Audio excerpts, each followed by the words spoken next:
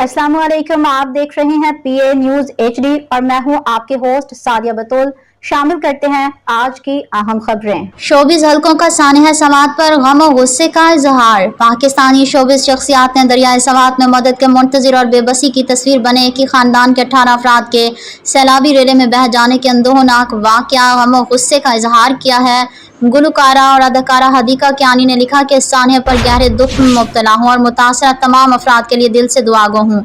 हमें इस मुल्क में ऐसे निज़ाम की ज़रूरत है जो बारिश के असरात को काबू में रख सके। पाकिस्तानी अदाकारा सबूर अली ने इंस्टाग्राम स्टोरी पर सवाल उठाया कि जब क्रिकेट ग्राउंड सुखाने होते हैं तब तो हेलीकॉप्टर्स फौरन आ जाते हैं, इन 18 जिंदा इंसानों के लिए कोई परवाज़ क्यों ना आई।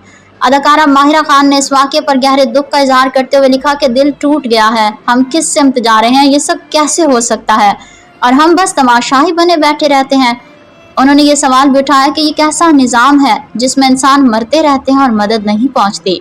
ज़ारा नूर अब्बास ने भी वाक़ये को दिल दहला देने वाला करार दिया और कहा कि हमारी रियासत कब जागेगी। ये टैक्स देने वाले शहरी थे, सैर पर गए थे, जनाजे लेकर वापस आए।